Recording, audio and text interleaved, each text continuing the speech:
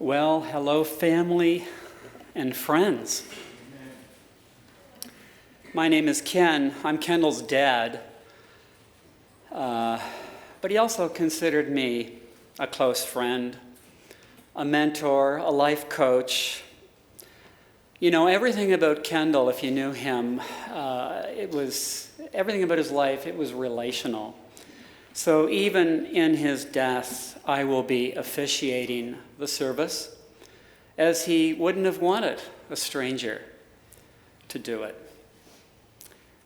So we're gathered here today because we're friends and loved ones of Kendall. He was known by his friends, his closest hood, as the gatherer. That was his superpower. Kendall would be so proud and honored by your presence this afternoon. So on behalf of Kendall, thank you, really, thank you for coming. And again, we're, like the other night, we're overwhelmed by, just the amount of people, friends that we didn't know he had. So he would have loved this, right? He would have loved this. Oh, yeah, he would have loved the attention.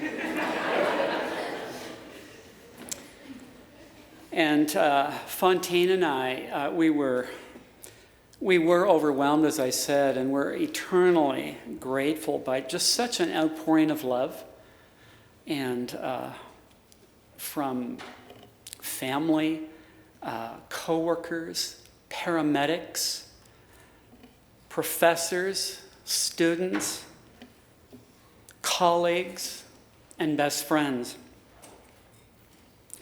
And many were surprised and hopefully grateful that we were able to provide an open casket viewing because so that we could all have some closure, right? But today, a part of Kendall is here with us in this urn.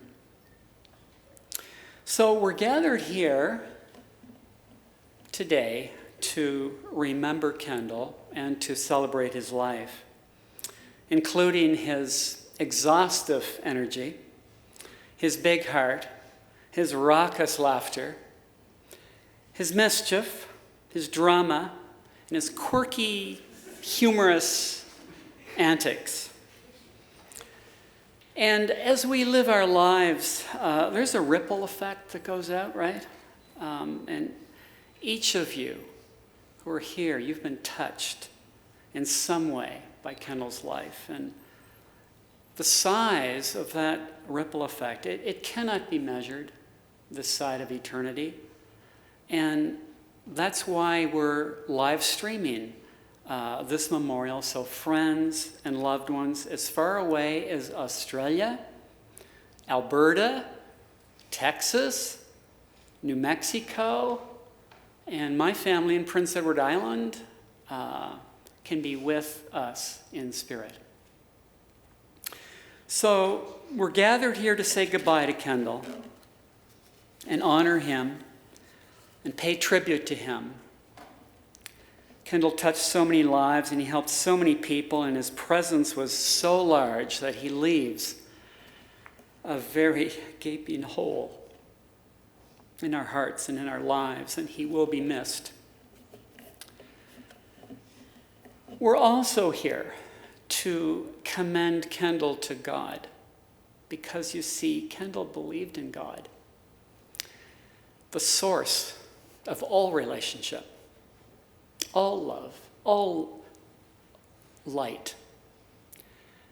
And our family believes that Kendall was given to us by God. He came from God, and now he's gone back to God. And so we want to commend him to God and his care. So I just would like to respectfully say a quick prayer.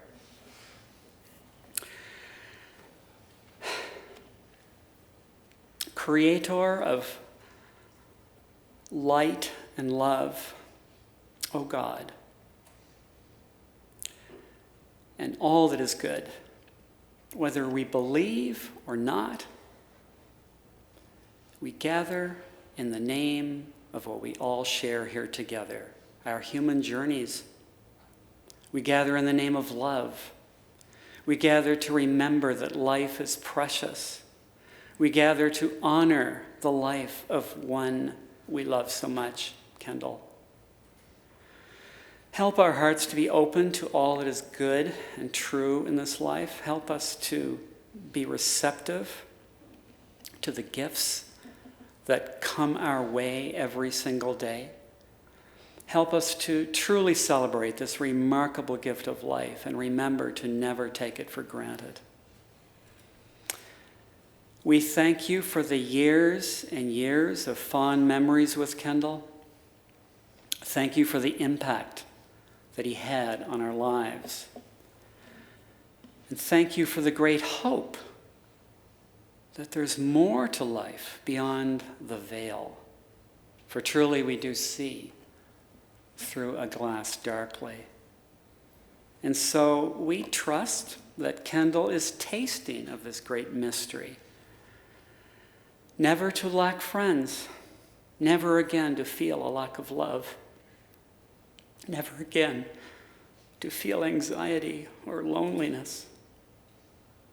We trust that Kendall is jacked, as he liked to say, as he's eternally bathed in light and love of God's presence.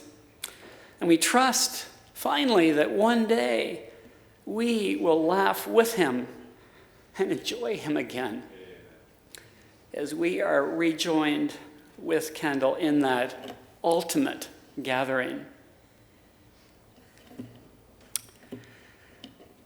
All right. Thank you. So,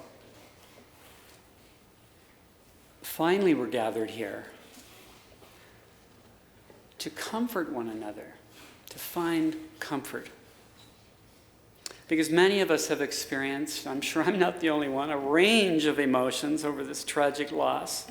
Everything from white-hot anger to deep sadness and despair that takes your breath away at times, to gut-wrenching guilt that maybe we could have been there more, done more for Kendall. So we gather to comfort one another and to hear stories. It's so important to hear stories of how Kendall has impacted our lives. So we have a few people that want to share some stories and kind of paint a picture for us of this explosive, all-consuming force that we knew as Kendall. So first step, Kendall affectionately knew her as the mother unit.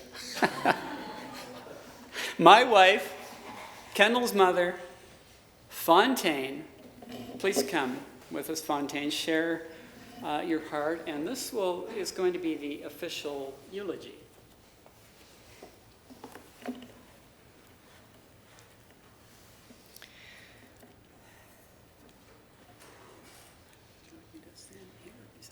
That's okay. 2 mornings after Kendall passed away, I woke up early in the morning and this came to me. And I grabbed my pen and my journal and it flowed out. And I wrote it to Kendall as if I were speaking to him, but each of you will be able to relate through whatever lens you knew him. And I first started by saying, Kendall, honey, through your death, you are our greatest gift. On your left arm, we saw the tattoo, decide, commit, succeed. And on his big right arm was the image of a large phoenix, the symbol of resurrection, of new life rising out of the ashes of death and loss. These tattoos summarize you beautifully. You were the most determined person I have ever met. You worked harder than all of us combined, day and night and day and night. You always had lined up a plan A, B, and C in every situation and season. Decide, commit, succeed.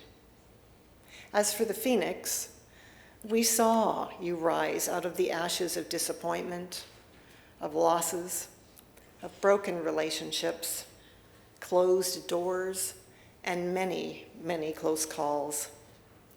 You lived life full out and on the edge, a trait which gave us parents every gray hair we have, chewed off fingernails, and many sleepless nights. You pushed the envelope. You demanded attention. You would not be ignored. You lived your life, as one song says, like a candle in the wind, but in your case, a candle lit at both ends. And yet, as Taylor Swift said in another song that exemplifies your personality, you have a smile that could light up this whole town. So, honey, if you were quirky, then you taught us to laugh and have a sense of humor about ourselves. If you were driven, then you were also passionate. If you were stubborn, then you were also iron-willed, determined. If you were strong-willed, then you were also always a leader. If you were exhaustingly hyper-energetic, then you were also the life of the party. If you were overly exuberant, then your outrageous laugh always drew us in. If you pulled us into your drama and problems, then you took our love and attention to heart and went away more centered than we often knew. If you demanded more love and generativity than we wanted to give, then you stretched our hearts and taught us compassion. If you wore that great big heart on your sleeve, then you reminded us of the value of vulnerability. If you were loud, raucous, and rambunctious, then you were also playful as a kid. If you plowed through food and left copious crumbs and scraps everywhere, then you lived life with gusto and wholesome appetite. If you struggled with the correct word and made us snigger with what some have called your Kendallisms, then you were humble, laughed at yourself, and learned a new word. If you weren't always truthful and tried to save face, then you were also, in your own way, protecting us. If you were rejected, one of your greatest fears, then you always, and I mean always, managed to make a new friend. If you lost or failed, you tirelessly tried again, teaching us that new possibilities always exist. If at times you seemed immature or delayed to our overly complex and sometimes judgmental adult minds, then you were truly innocent at heart. If you were ever a drama king, then truthfully, you felt everything more deeply than most. If you had a temper, then you revealed your own sometimes frightened, tender inner child. If you were manipulative, you were only ever looking for love.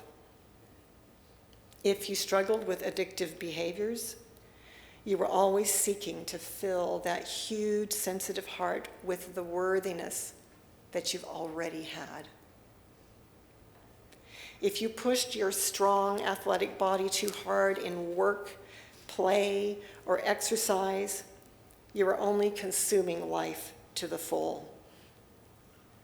If you partied too hard, you taught us that sometimes water needs to be turned to wine and that life is to be celebrated.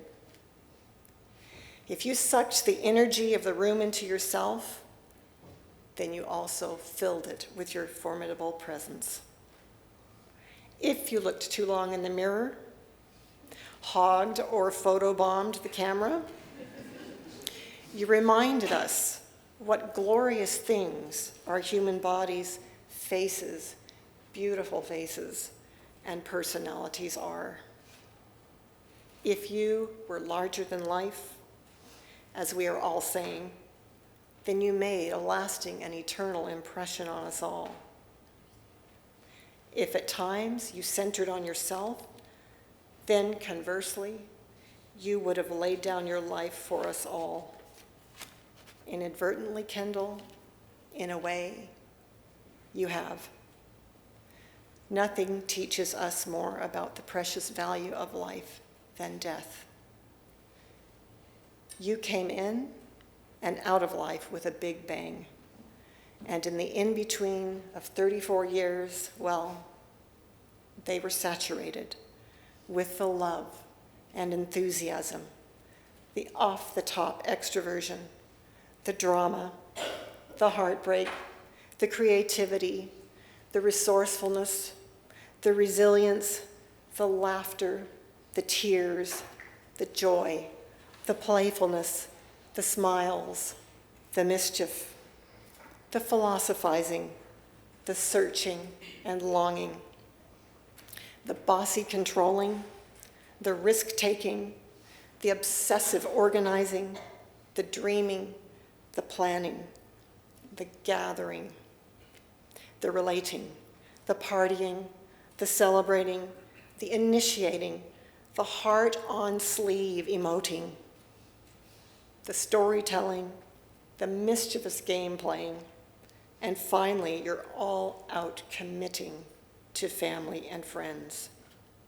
Kendall, honey, what a huge, huge gap you leave for all of us here. So Kendall, my darling firstborn son, may your loving spirit, your filling presence, your energy that can never be destroyed, now that you've gone into the fullness of purest love and light, remind us, keep teaching us, watch over us. We will always love, honor, and remember you. How could we not? You are unforgettable.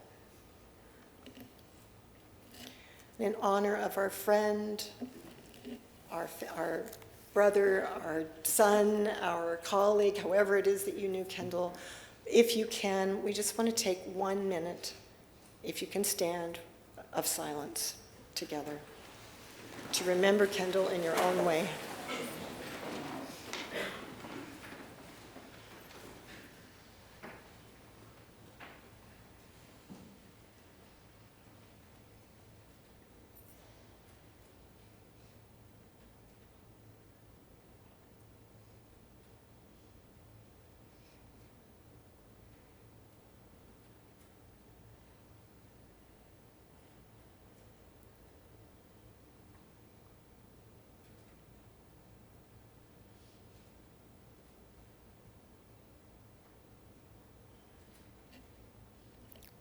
Thank you. You may be seated.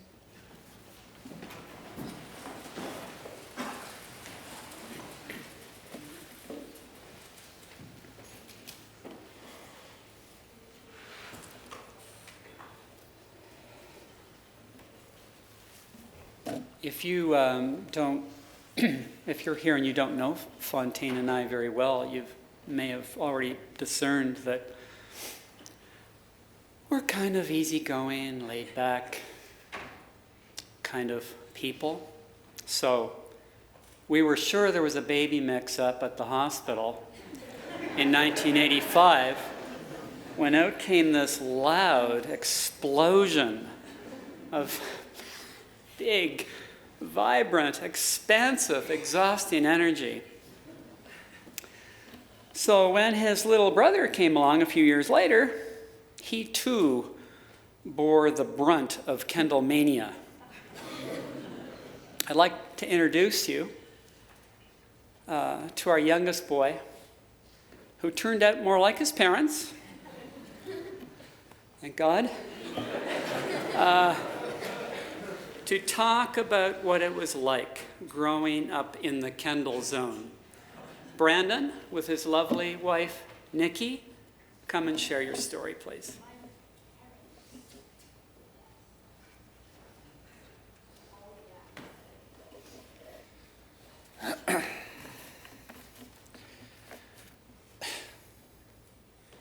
Kendall made me poo in the woods once.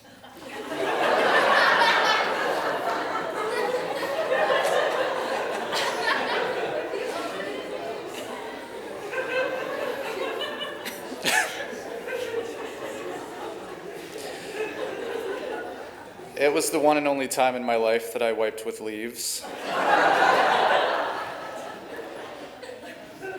He retold this story with grand hand gestures and full body language at my wedding reception when everyone was eating their dinner. And you know, when he did that, he wasn't being mean on purpose. He was just having so much fun playing with me outside that he didn't want me to go home when I had to go. That was a very Kendall thing to do. At my wedding, during his speech, Kendall told everyone that even though he was the older brother, he'd always kind of looked up to me.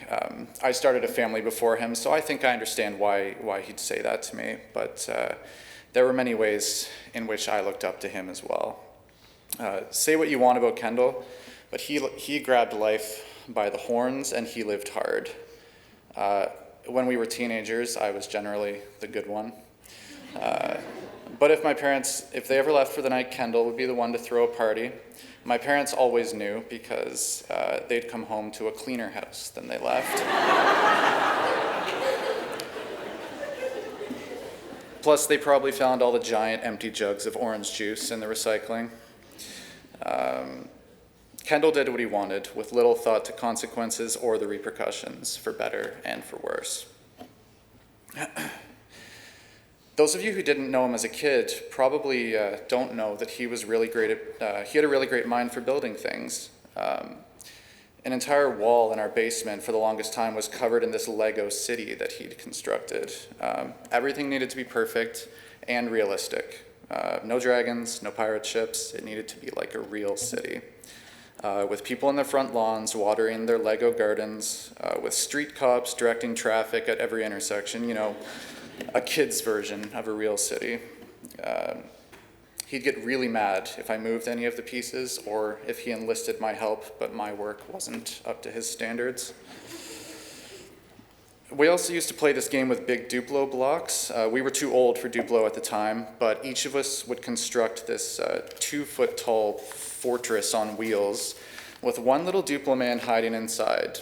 The game itself was to smash these two fortresses together over and over again.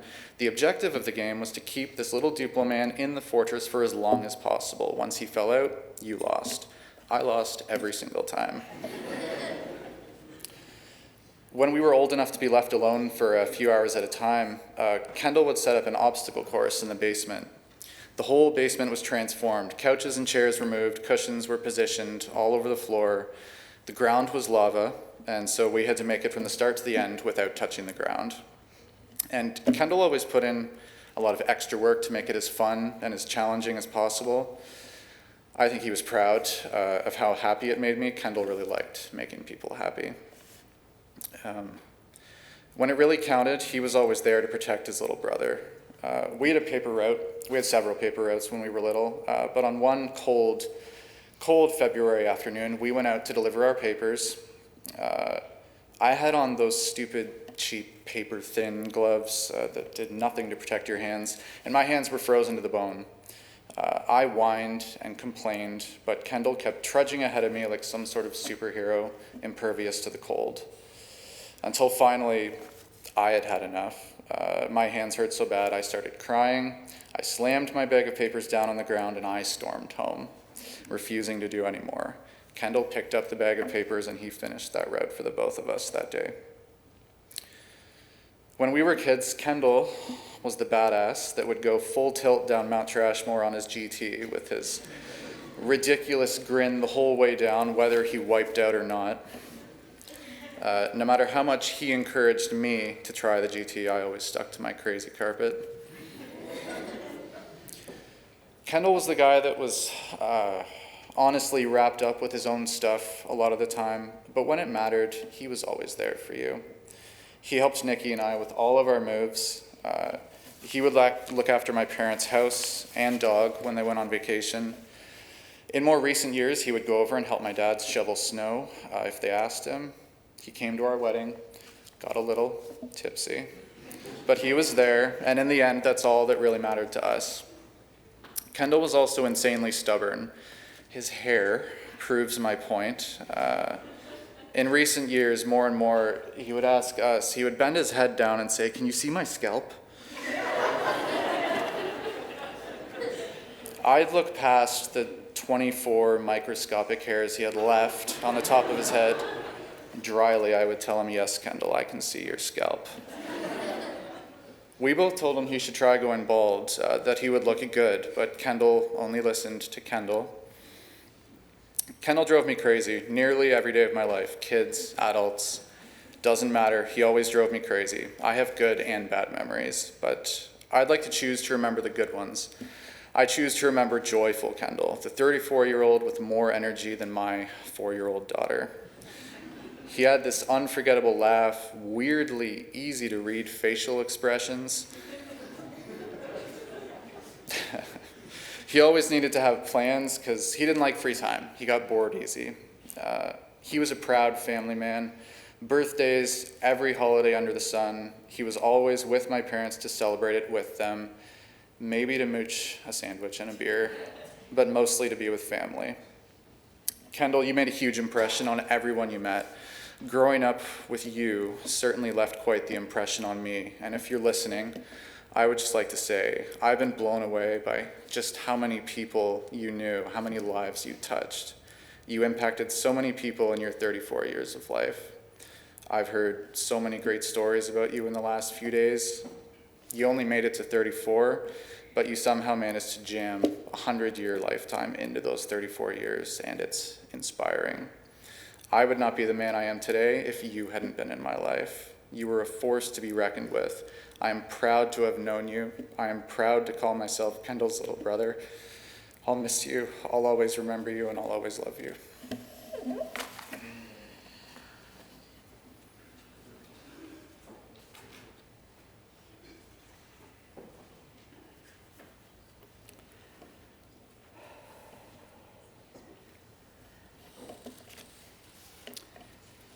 Kendall had a lot of friends,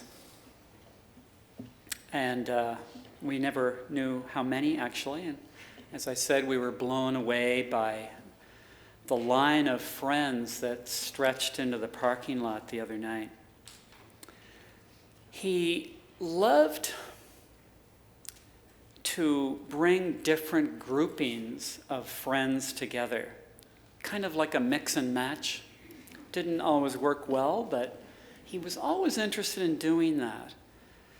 He was busy. He owned his own house. He viewed it as a business asset. He was a full-time student, and he worked 3 part-time security jobs. As Brandon said, he hated to be bored, but as busy as he was, he always made time for his family and especially his friends. It was actually frustrating at times, as his great need to fill his life with relationships wasn't always organized very well. Because sometimes he would, double book, change things at the last minute, often rushing off to meet with somebody else. And sometimes as parents, we kind of felt like, even though he always said family first, sometimes we felt like we got the crumbs and his friends got all the good stuff. But especially, though, his best friends. Like all of us, there's always a few that bubble to the surface as best friends. And I want to introduce you to 2 of them now. I haven't known them well, but Kendall always spoke so highly of Richard and Jax. So if Richard and Jax, I'm not sure where you are, but if you could come forward and share your hearts about your friend.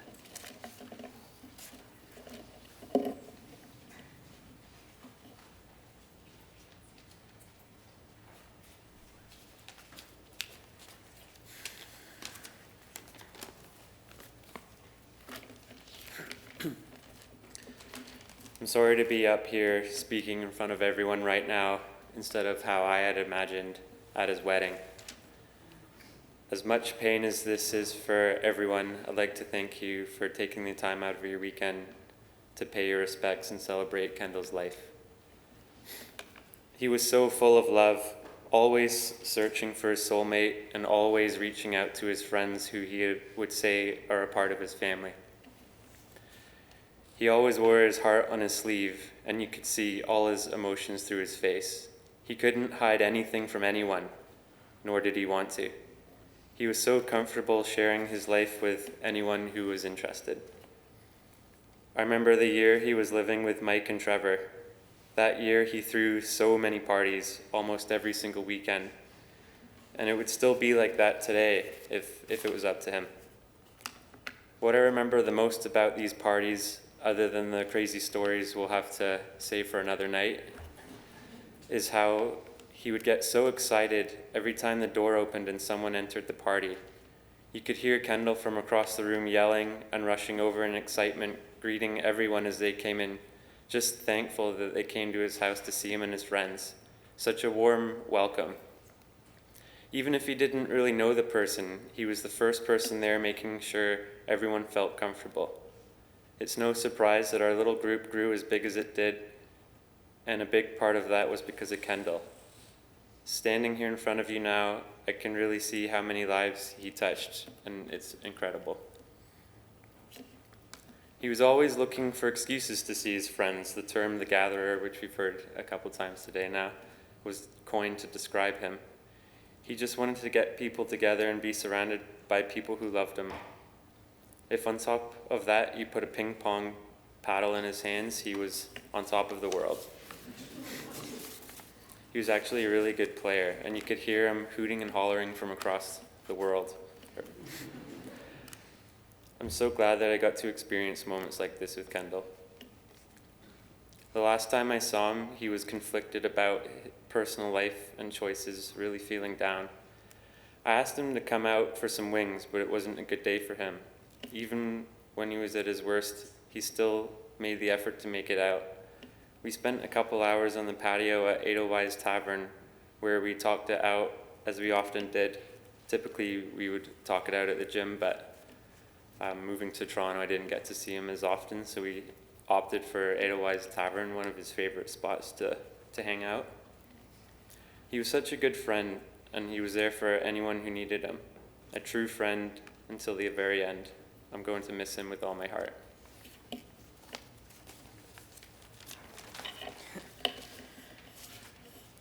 Whether you knew him as Kendall, the Gatherer, or in my case, Pierre, there's one thing everyone can agree on. That one thing is he was truly the life and glue of the party. It didn't matter if you were new to the group or a longtime friend. Like Rich said, he ensured you were included. And if you were new to the group, you were quick to realize he had his own language, which of course was addictive and became common phrases among us all.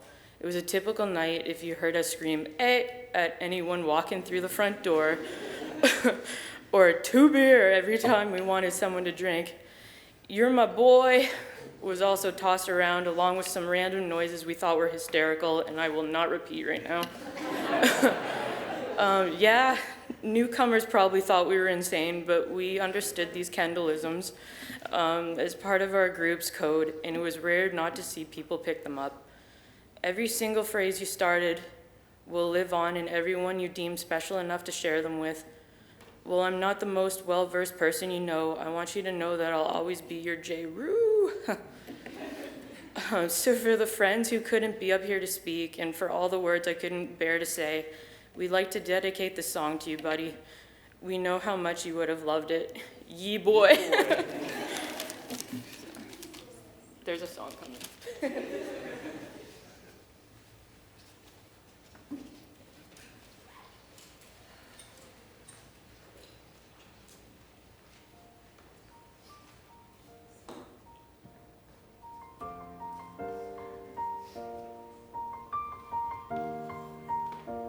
It's been a long day without you, my friend, and I'll tell you all about it when I see you again.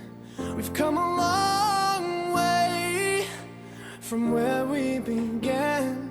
Oh, I'll tell you all about it when I see you again. When I see you again. Why'd you have to leave so soon, yeah? Why'd you have to go? Why'd you have to leave me when I needed you the most? 'Cause I don't really know how to tell you without feeling much worse. I know you're in a better place, but it's always gonna hurt. Carry on, give me all the strength I need to carry on.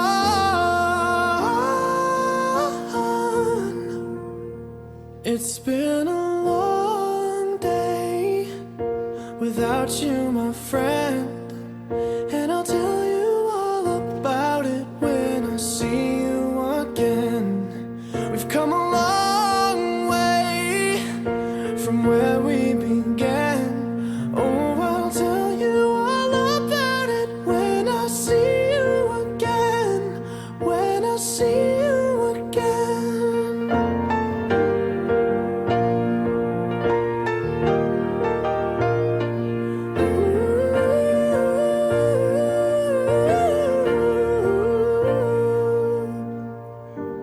How do I breathe without you? I'm feeling so cold. I'll be waiting right here for you till the day you're home. Carry on, give me all the strength I need to carry on.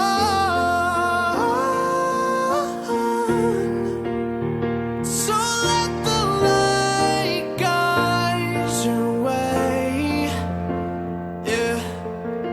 Hold every memory as you go, and every road you take will always lead you home. Oh,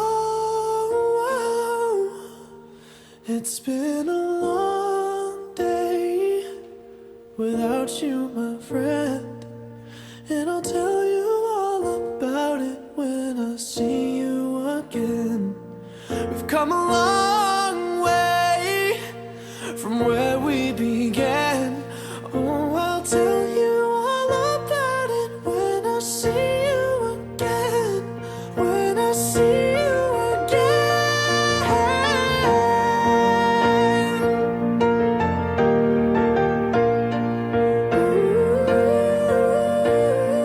When I see you again, see you again.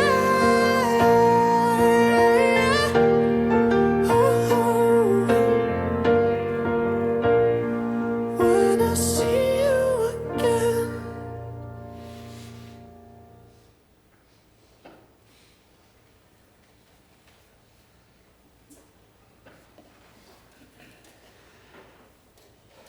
Thanks, Richard and Jax, that was perfect.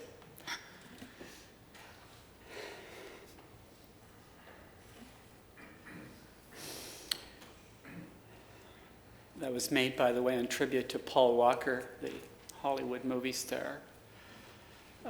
Tribute to him, but it fits for our boy. Fontaine and I, all this week, we've been feeling like none of this makes sense. Leaving us so soon, parents burying their child. But Kendall wasn't long for this world, I don't think. He lived a big life full of high drama.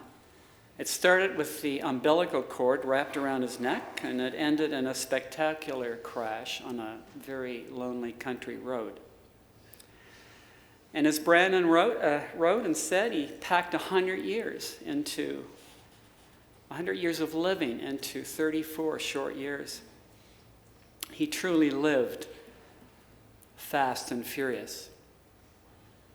He lived full out, large, played hard, pushed the envelope, lived a life on the edge. And as Fontaine also said, burned the candle at both ends. He died tragically, and it seems unfair and unjust. It seems incomprehensible. It seems untimely. But no time is spent on earth. No time spent on earth is in vain. No matter how short or long-lived, we are all connected. Every life touches others in beautiful, significant ways that we can't even imagine. Kendall was trying to find his way. His dream was to become a paramedic, and he came so close. It took time for Kendall to figure out what he wanted to do. After high school, he took the Police Foundation's course at Conestoga College because being a police officer was an early boyhood dream. But after realizing that that wasn't for him, thank you God again, he got into security. And he also briefly dabbled with me in the business world. And he worked for 10 years doing security and first responder at Toyota. It was there that Kendall received an award for saving a man's life. And that changed everything for Kendall. That's where he got the vision to become a paramedic. He was passionate about becoming a paramedic. Some would say driven. And I know he was determined to make us proud, both his parents and family, fellow students, professors, everybody. He wanted to make us proud. And I'd like to introduce you now to two of his colleagues who helped shape and motivate Kendall to pursue a paramedic career. Kendall was inspired by these gentlemen. He spoke highly of both of these men. So Mike Becker and Jeremy Housey, come and share with us, please. Thanks.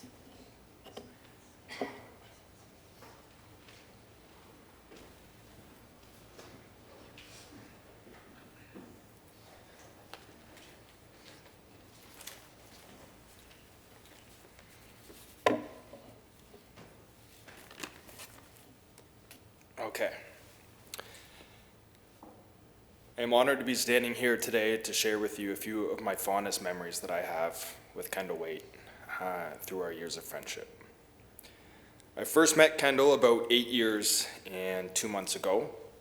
If you're curious about the exact date, you would have to ask him, because Kendall knew the exact date and likely the time of any significant moments in his life.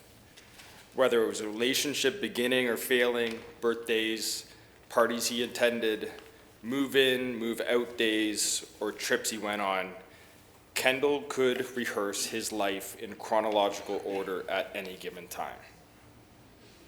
All you had to do was ask. He truly cherished every single moment. The first time I ever spoke to Kendall was on the phone when he called me asking if I could give him a ride to and from work that day when we started working at Toyota on the same team. It was a night shift. I hadn't yet tuned into the Kendall show, as coworkers would call it. I had only heard stories of Kendall. Plus, I lived on the same street as him, so needless to say, I said, yes, of course, I'll give you a ride to work. Kendall got in my car, we shook hands, we introduced each other. Naturally, I asked how his day was. His reply, with the biggest smile on his face, Well, it would have been better if my roommate hadn't stole my car and backed it into a ditch. With his signature goofy laugh. Kendall wasn't even mad. He was so quick to forgive. From that point on, I knew I wanted Kendall in my life. We began carpooling together every shift. Kendall made going into work so much easier. Even the dreaded Friday and Saturday night shifts. Kendall and I would spend hours tanning on the roof of Toyota with our shirts off.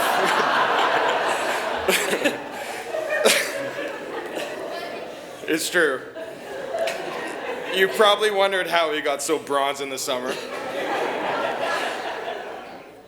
We would work out at work, sometimes twice a day. We'd have 8-hour-long ping pong tournaments on weekends. Kendall was just an all-around naturally gifted athlete. He was good at everything in his own quirky way. We would even nap together at work. After we got our work finished for the shift, we would find a good spot to nap. It was always better to nap in pairs. If the tones went off, chances are at least one of us would wake up. We ate together at work. Half of Kendall's food would end up on the table or the floor because he was so worked up confiding in me about his girl problems. I didn't see any girl problems since he had no problem getting girls at all. He always had girls gravitating towards him. He was a very lovable person. Kendall had this very unique ability to pull friends from different aspects of his life together to party and celebrate for no particular reason, just to celebrate being alive. He didn't skip a beat. He truly lived 100-year lifetime in 34 years. He was the life of every party. I've been known to have some parties in my day. Some of you were probably there. Years ago, Kendall and I had this brilliant idea at Toyota, sitting in the caf, that we should box at one of them.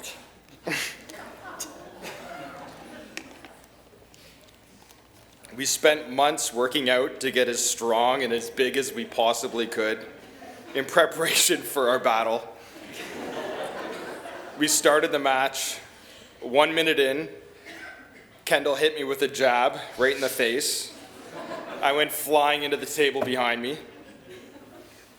The second minute, I gave Kendall a good one in the stomach, which made him puke up the Dairy Queen he had just before the match. The third minute in, we were so big, we were just too tired to carry on. So we hugged each other and called it a draw. A while ago, Kendall came over. I had about 20 people over at my house, and we literally just turned off all the lights in the house, except for one in the kitchen, and we put a bar stool there, and we literally just took Kendall. He had a couple beers in him, and we just sat him on the bar stool, and for about an hour and a half, he just told stories, and all 19 of us, besides him, were just gutted, bent over laughing. Kendall just loved making people happy. Kendall, I know you're looking down on this right now, laughing at all these times we had. I'll never have to worry about looking like a loner when I go on one of our sushi dates by myself, because I know you'll be sitting across the table from me telling me how great the parties are up in heaven. I love you, buddy.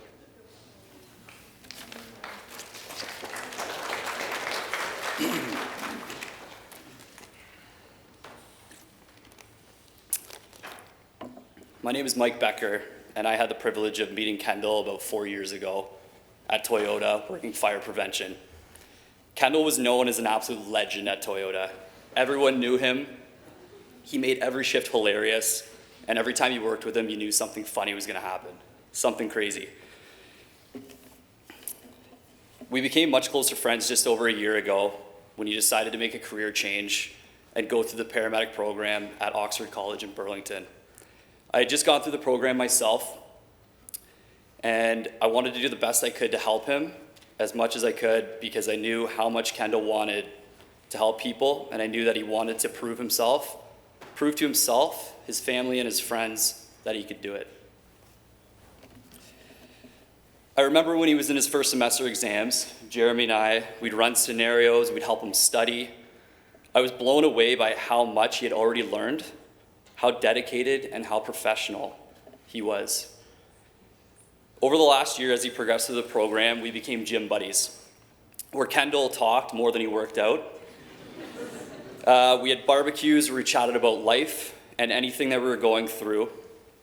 We would text every other day just to see what time we were meeting at the gym, how the day was going, and of course, him reminding me that I wasn't quite as jacked as he was. Kendall made it to fourth semester, the fourth and final semester, where he was doing rideouts and getting some on-the-job experience in Guelph and Hamilton. He told me a story about one of his first shifts where he was at a paramedic base and he was cleaning the bathroom. Apparently, he didn't hear the tones go off, and his preceptor couldn't find him anywhere, so they had to leave to go to the call. So once he heard the sirens of the ambulance, Kendall ran out of the bathroom, chasing the ambulance down the street so he wouldn't miss the call. The way he told the story was absolutely priceless, and he could always make fun of himself for a laugh. Kendall was a couple months short of finishing a very, very tough program. To his family, you should be very proud of how far he made it, because it is not easy. I know deep down that he would have finished and graduated and went on to help many, many people. It's never easy losing a friend, especially someone so young with so much ahead of them. I'll always remember Kendall as a man who wanted to help others and someone who knew how to make people laugh. He will forever be in our hearts.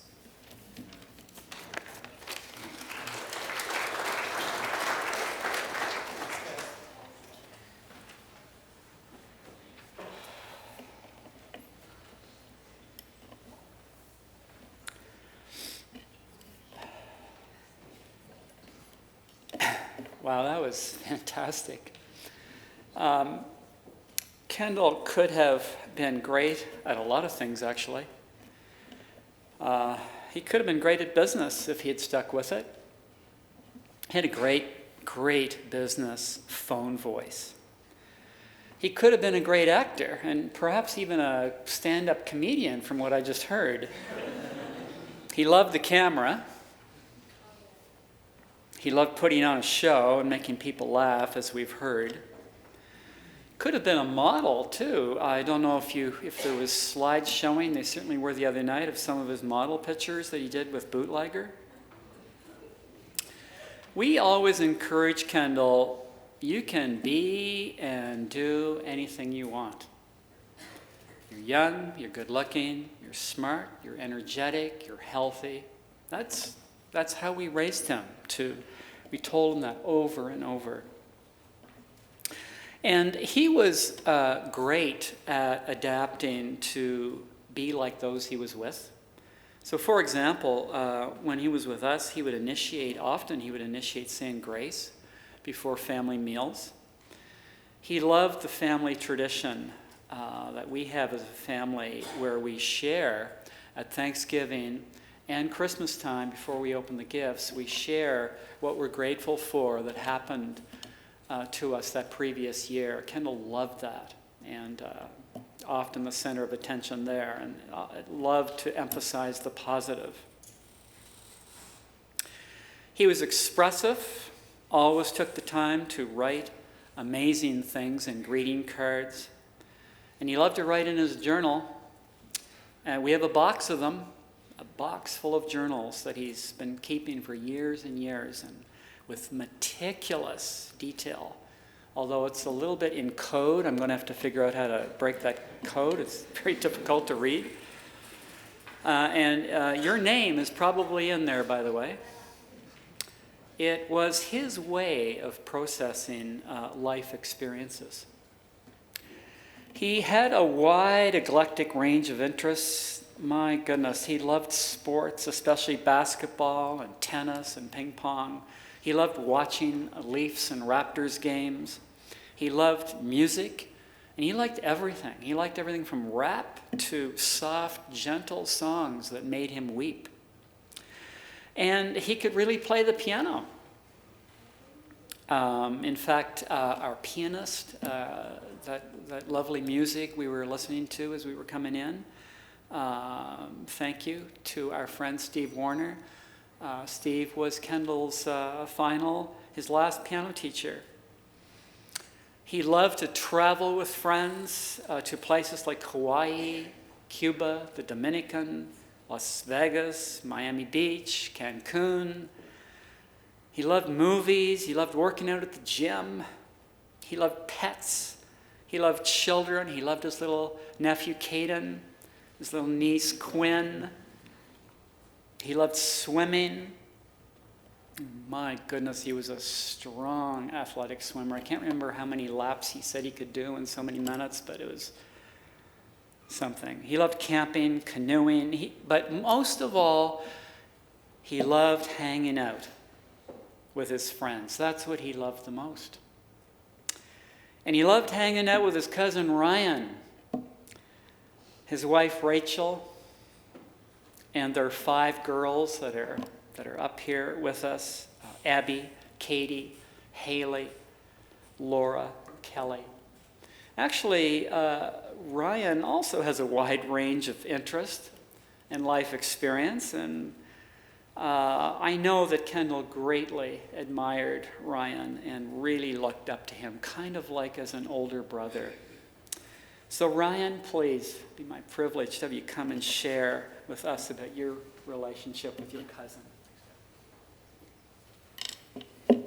It's a great honor to be here to be talking about Kendall and all the great experiences that we've had together as a family. When I first heard about what happened, my second thought was, it's too early, it's too soon.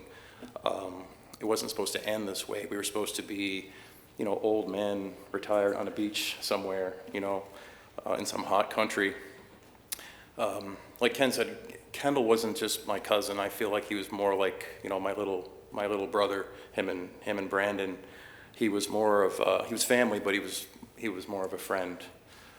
He was less a relative and more of like a fiery kindred spirit, right? We'd get together and we would have all sorts of adventures. And he burned very hot and bright and all the time, constantly. And he did everything too hard. He loved too hard. He lifted too much. He ran too far. He lived like on the edge of life. He was like that when I first met him. I think he'd be about 1 year old, and I'd be about 9 or 10.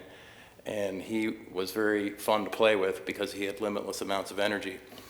He was kind of like a wind-up toy. I could put him on the floor, and he'd crawl in a straight direction, and I'd run, pick him up, and I'd point him and aim him somewhere else, right? Maybe at the dog or down the stairs, or he was a lot of fun. As he grew bigger, I'd swing him around by the arms. I'd swing him around really hard. And after we got bored of that, I'd pick him up by the feet, and I'd swing him around by the feet. And I think Ken and Fawn were happy to have a little bit of a break at that point. But, there was always that concern Kendall would get hurt. But he'd always come back for more. He'd love to wrestle. He'd attack me constantly, trying to wrestle me down. I don't think he was used to being put on his back because he had a younger brother. And Brandon and me and Kendall would all wrestle, and I'd kind of take both of them on at the same time, right? Like I'm like the 16-year-old kid, and they're the little guys. But later on, as Kendall got even bigger, he became the hero, right, to our family.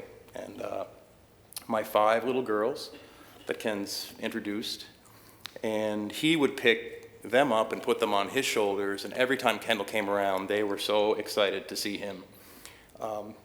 Kendall was probably our favorite house guest because he came with all the energy and all the excitement and all of the fun, right? And these girls would squeal, right, every time they knew Kendall was coming. And so it's probably strange, for you to see me, up here talking about Kendall. But Kendall would have wanted Dad to tell all these nice people, what a nice man he was.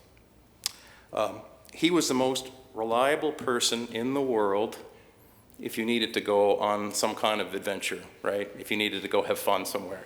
Totally, you could call him up and he was up for anything. When he was in his phase of loving rap music, I don't know if he ever exited that phase. Did he ever exit that phase? Well, when he was 19, he was really into Eminem. I said, Kendall, why don't you come down to Windsor? We'll go across the border to Detroit. We'll go to 8 Mile, and we'll find Eminem's birthplace. And this is where, like, most normal people would come up with, like, some kind of excuse, right, as to why they couldn't do it. But Kendall, I think he was down, like, that next weekend. And we went there, and he was, it was like he was going to, like, the Holy Grail, right, finding this rapper. And we found this trailer park, and Kendall went out and he asked this person, this old guy, is this where Eminem was born? Almost like we're on the quest for the Holy Land. And the guy said, who? And Kendall was like, what, Eminem? You haven't heard of Eminem? He'd never heard of Eminem. We ended up playing a 3-on-3 game of street ball with some guys from the hood. I'm talking like buildings falling down around a basketball court in Detroit. And after we were done, Kendall was he was like walking on air, right? He had so much fun, so much excitement. We would do so many different things. We would run together. We'd go to the Renaissance Festival. And of course, Kendall wouldn't just come to the Renaissance Festival. He wore this big helmet with these horns, like he was a Viking, and he had a big shield and all this kind of, it was like a perfect thing for Kendall to wear, because if it was back in the Middle Ages, he'd be on the biggest horse, swinging the biggest sword, riding out in front of everybody, into battle. And I didn't know I was the only person that had a major ping pong grudge match with Kendall and had got into a physical fight with him before. I thought I was the only person. I invited Kendall to my jiu-jitsu school to train with us when he came down, and he wanted to spar, right? And I said, yeah, sure, we'll spar. And he came at me full force, and I was surprised. I was like, oh my God, it's the younger brother coming after the older brother, and I'm caught in this situation. We had this basically a fight, in the middle of this academy, right? And I had to put him to sleep, though, to calm him down. Ultimately, is what had to happen. He thought that he was, had the security guard training and all this kind of stuff. And then after that, he decided he'd spar with there was a really nice-looking woman in this, jiu-jitsu school. And he asked her, hey, do you want to train? Do you want to spar? And I was like, Kendall. Anyway, well, she ended up putting him to sleep also. And he talked wonderfully about the school after and how much fun he had. Yeah, he was up for anything. He did the Tough Mudder. I did the Tough Mudder with him. Also, I saw Richard up here as well. We did the Tough Mudder together and a bunch of other of his friends. And that's it's the hardest obstacle course in the world. And Kendall ran it beside me. And he was happy the whole way. He'd run through mud pipes and electric shocks and swimming underneath freezing cold water where they dump a truck of ice into this swimming pool. He did the whole thing. He was so happy to do that. And also the thing I remember the most was the Detroit Marathon. We ran the Detroit Marathon together. And he ran beside me, and he just took away all the monotony and any kind of pain or anything like that from the race.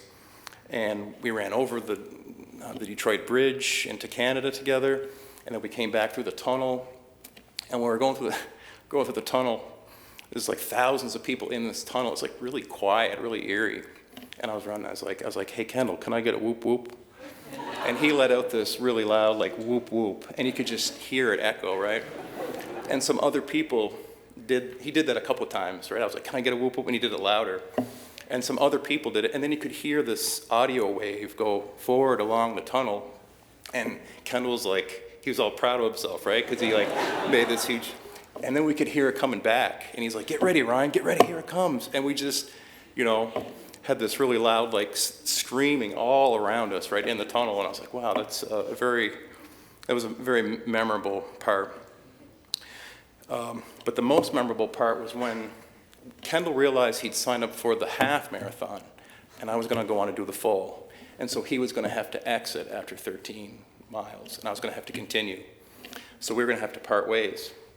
And he didn't want to, so we had this like kind of this argument, right? Well, he's like, no, I want to do it. I want to go the entire distance, just like he always would, right, in anything. I was like, Kendall, you can't, you're not trained. It's not 20 kilometers, and you're wearing like a thing basically that designates you as a half marathon. He's like, I don't care.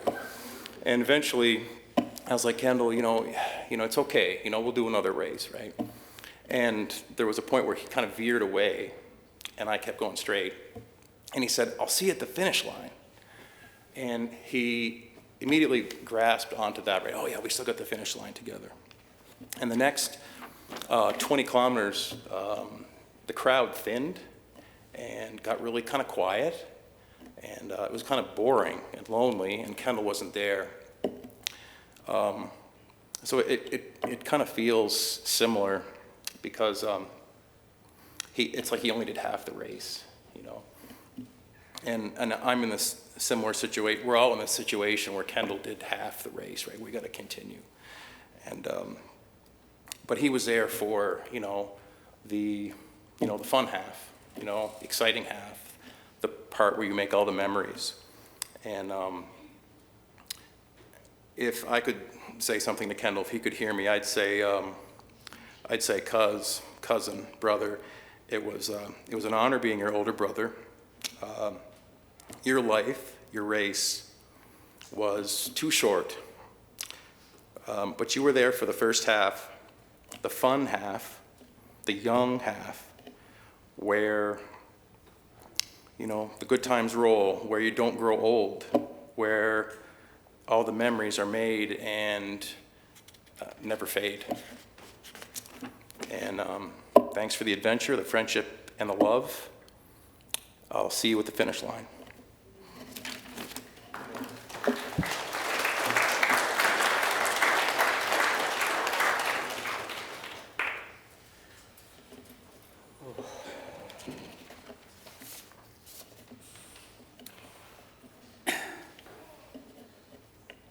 We were talking about Kendall's interests. Well, I saved the best for last. Kendall loved the ladies. He started unusually young. I don't know if you know that. I remember him going to the Rotary when he was 4 because of a speech delay that he had. And I still remember him holding a little girl's hand and singing this made-up song, I love Jessica. And we often talked and teased him about that, and also about later on, when he was 7, he grew quite an infatuation with his 25-year-old cousin, Sandra, Ryan's sister, who's here. And in fact, we recently watched together, Kendall and I, the 1992 video of Kendall proposing marriage to Sandra on the beach.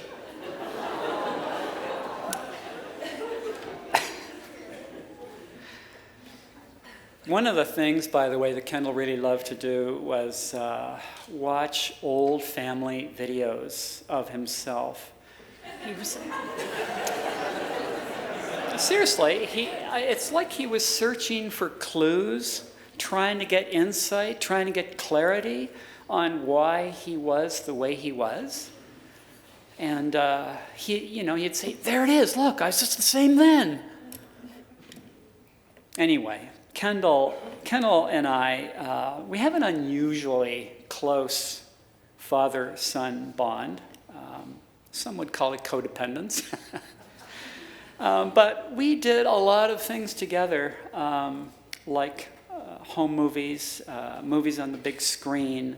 We enjoyed skating, biking city trails together. In fact, our last exchange by text was me saying, I can't wait to go biking with you soon. And he replied, soon, Daddy, soon. And always on these outings, on the bike or skating around in circles, we talked about the latest girl drama. Always. Of course, none of you can relate to that. And even when I tried to take a break, from talking about it, he'd find a way to sneak it in. He was always processing these relationships. And he processed best by talking about it. If you want to know why he did that, that's why. He processed best by talking about it and by writing about it, because it's all in the journals. So once, in fact, he even went on a weekend meditation retreat by himself to read and write and pray and meditate and reflect on his obsessions to get perspective and clarity without the distraction of women. And wouldn't you know it, he met a woman.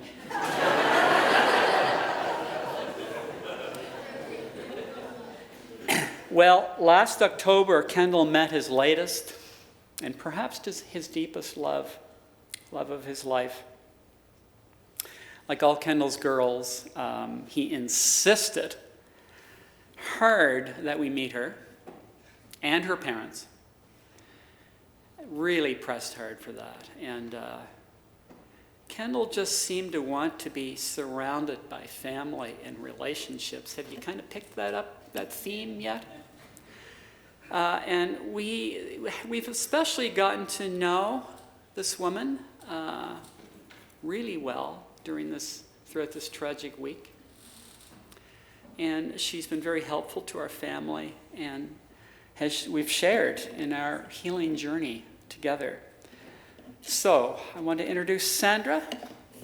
Please come and share your heart with us.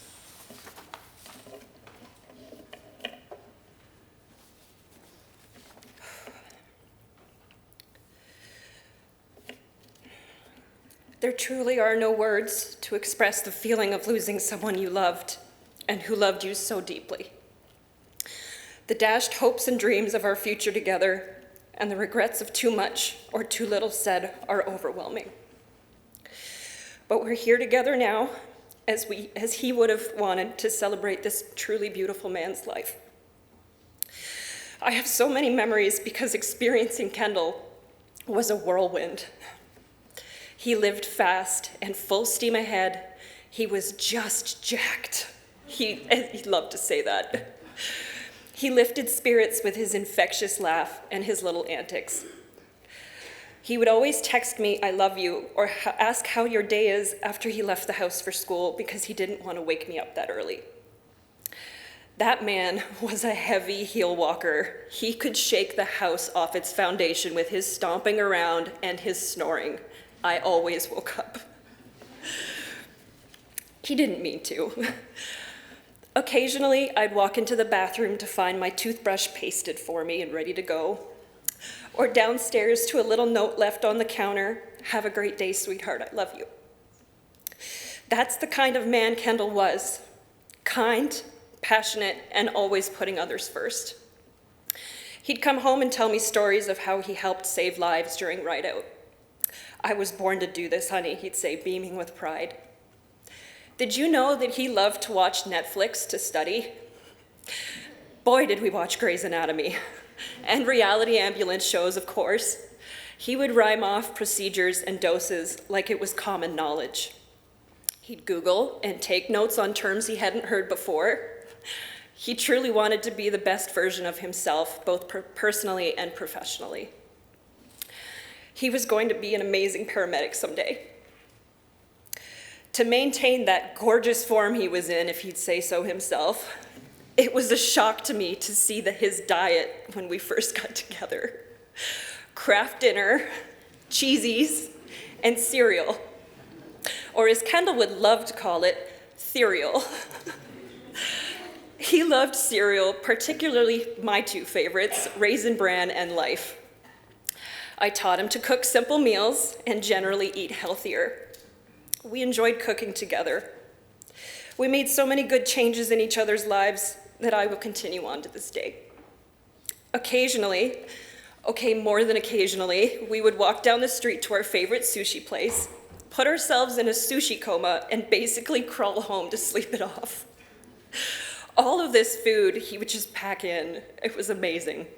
He'd regularly work it off at the gym where he loved to go with his boy, Richard, or Sydney, among other very close friends. Kendall had so much going on with work and school, he developed this infamous eye twitch right in his right eye. He was going nuts. He'd say, "Babe, my eye, it won't stop. It's driving me crazy," in his breathy, frustrated tone. This lasted over a month on and off. There's even a photo of him holding his eye and Fawn looking lovingly at him. It's a timeless classic you'll have to see. I think it's on his Facebook. Starting last Sunday and still continuing off and on to this day, would you believe my right eye started twitching? I couldn't help but start laughing through the tears. Very funny, Kendall. Of course you'd do that.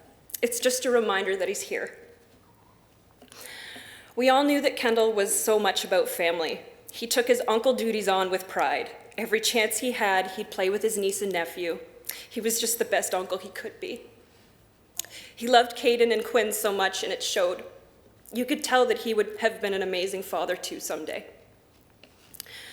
Kendall and I joined the family at Nikki and Brandon's house for Christmas dinner.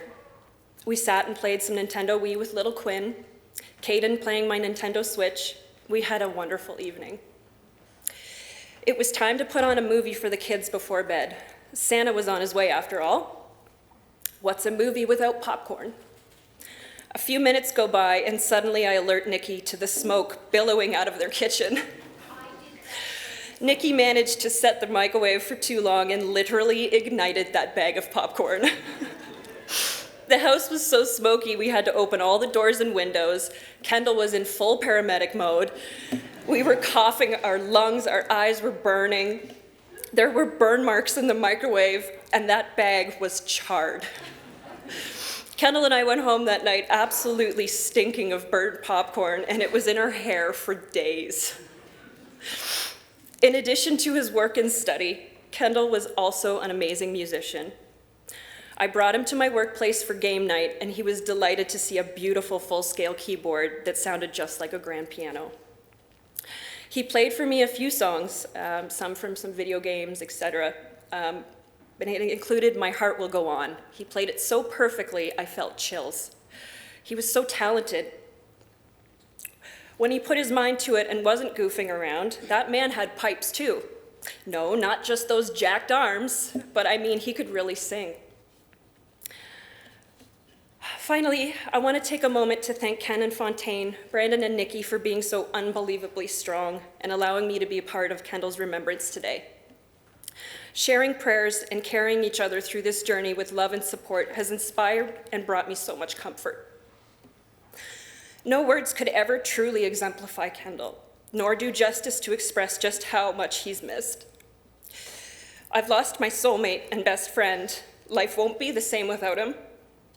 With this outpouring of love and support from you, his family, and his friends, it's hit home that that man loved me and had forgiven me and will continue to live in my heart and memories for the rest of my life. He changed my life for the better, taught me so much, and brought true joy and laughter. Kendall, thank you for loving me with all of your heart, comforting me when I needed you, teaching me with your grace, and never giving up. I forgive you, and I will always be ready for those signs that you're here watching over us until I see you again. I love you.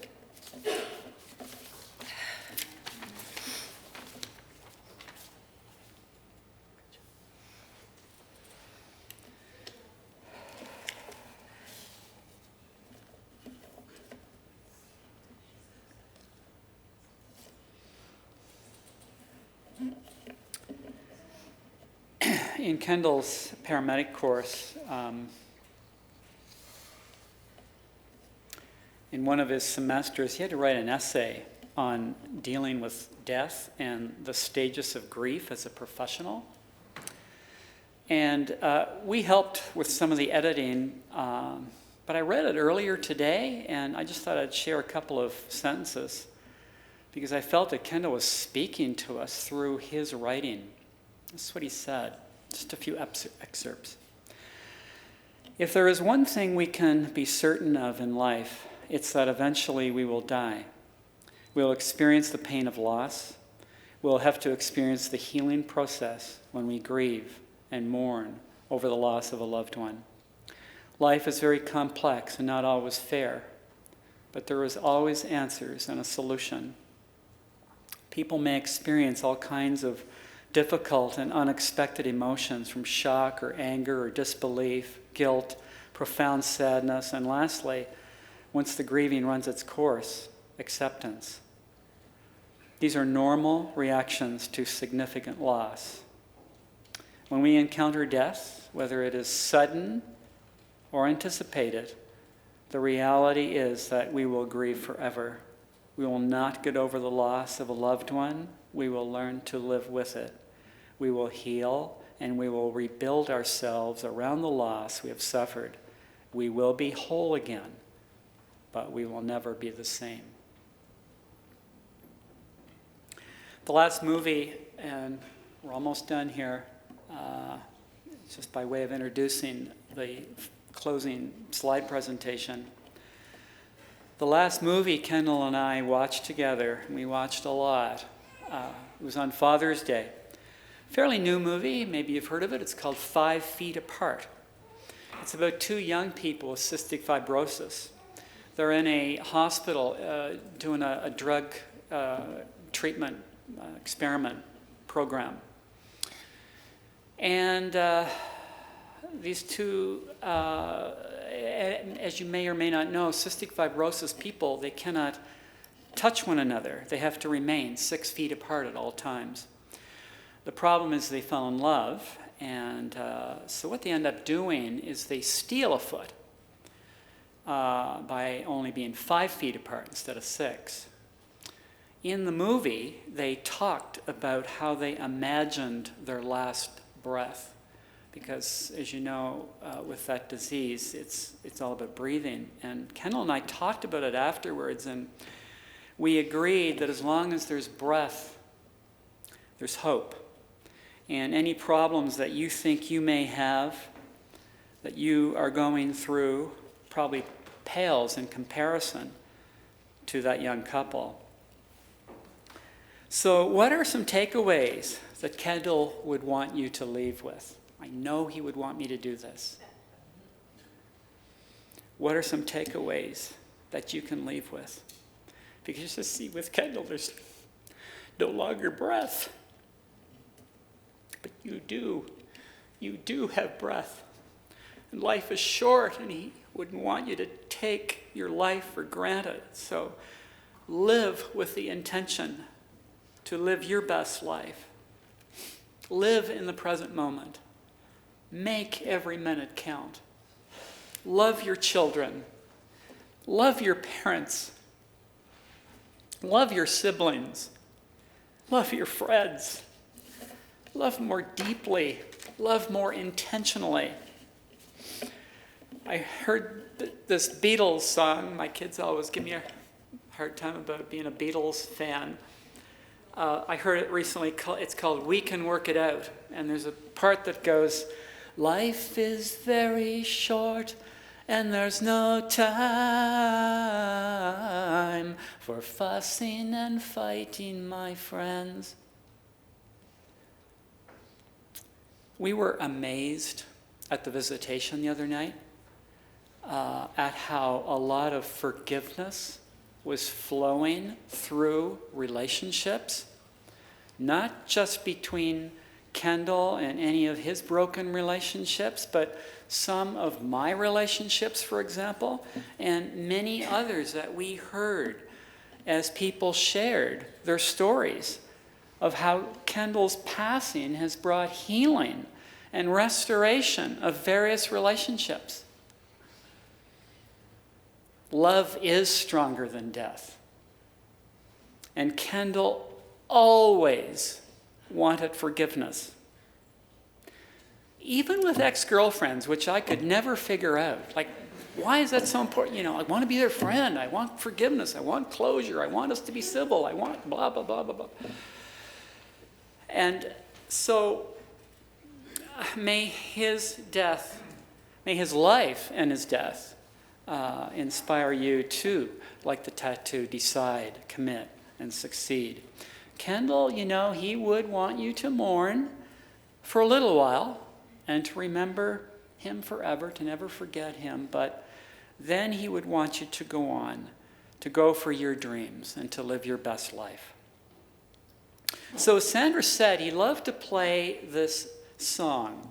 It's the iconic Titanic song, My Heart Will Go On, by Celine Dion. He loved to play it on the piano, and that might be running. Well, let me just say this. He liked to play this on the piano to all his girls, all his friends, as he loved this song. So we're going to close with this slide presentation that's set to this song as a tribute to Kendall. And after, we're going to go exit out to the lobby, and we'll be guided into the reception room for some light refreshments. And I just want to say, if I don't get to shake your hand, if you have to leave, or if I don't give you a hug, thank you for coming. Thank you for loving our son and being his friend. Thank you.